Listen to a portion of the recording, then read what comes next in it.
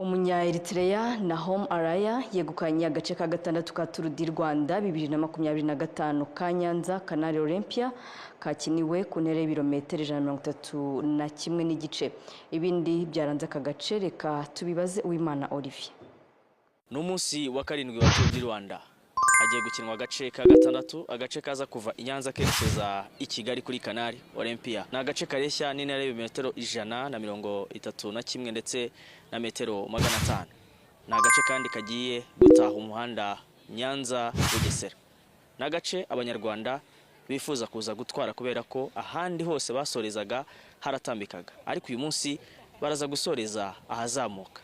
Reka tuze kureba ko amahirwe aza kuza kubasekera n'ubwo amahirwe nabo baza kuza kuyakorera. Abakinnyi bahagurukiye Nyanza aho banyuze umuhanda mushya uhuza Nyanza na Kigali unyuze mu karere ka Bugesera.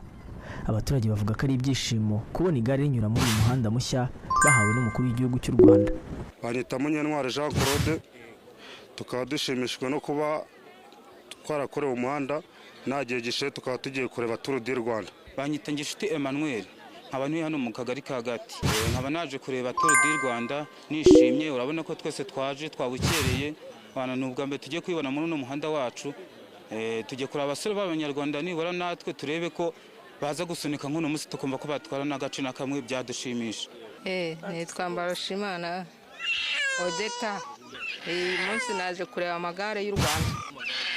Imana ishimwe cyane kubera ko ubu turashimira Paul Kagame kubera ko yatuzaniye amajyambere, kagiye kutwerekana filime amagare mu muhanda mushya. Igihe nibwo bwa mbere ngiye kuyabona. Abakinnyi batangiye bacungana, ariko bamaze kugenda kilometero umunya-Uganda Mugaru ukinira ikipe ya Java Innovatec aza gucomoka mu gikundi.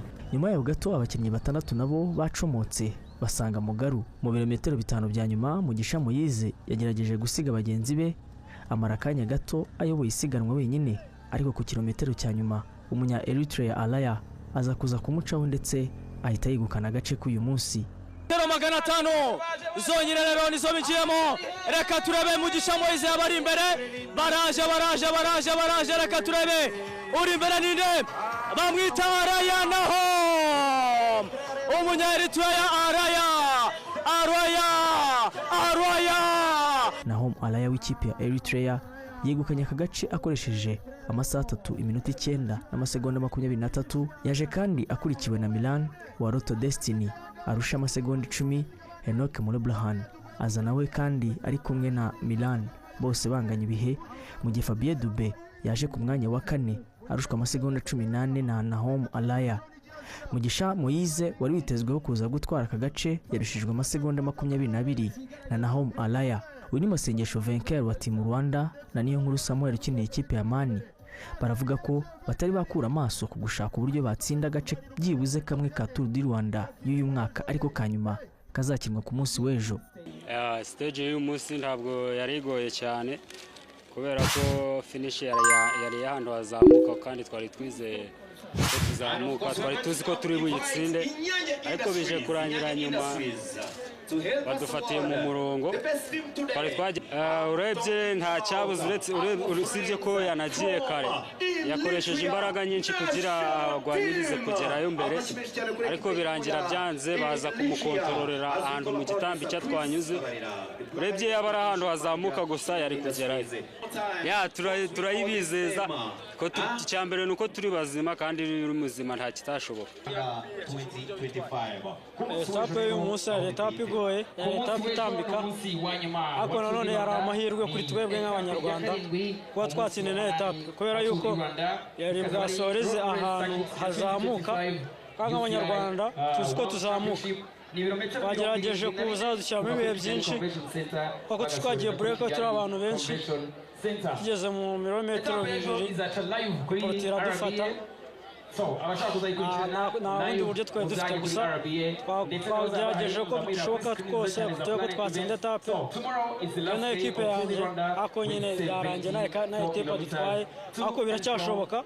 Hari etape y'ejo na etape nabwo izatangira izamuka igasoza izamuka. Dufite amahirwe yo kuba twayitsinda. Icyizere kiracyahari kuri ekipe yanjye n'abanyarwanda muri rusange dufite ubushobozi bwo gutsinda etape. Kugeza ubu ku rutonde rusange mbere y'umunsi wa nyuma wa Tour du Rwanda, Fabien Dube yahise yambara umwambaro w'umuhondo, amaze gukoresha amasaha 19 iminota 35 n'amasegonda 12, akurikiwe na Henoke Murebrahani ufite amasegonda 6 inyuma ya Fabien Dube. Aba bagabo uko ari babiri barahabwa amahirwe yo kwegukana iri siganwa, cyane cyane Henoke Murebrahani wabikoze mu mwaka wa 2023 ubwo yatwaraga iri siganwa. Umunyarwanda uza hafi ni Masengesho Venker, arushwa amasegonda 51 na Fabien Dube. Tour du Rwanda irashyirwaho akadomo kuri iki cyumweru, ahazakinwa agace ka nyuma ka 7.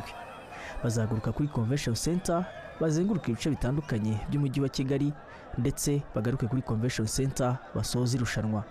Ni intera y'ibirometero 74. Uwimana Olivier, Televiziyo y'u Rwanda.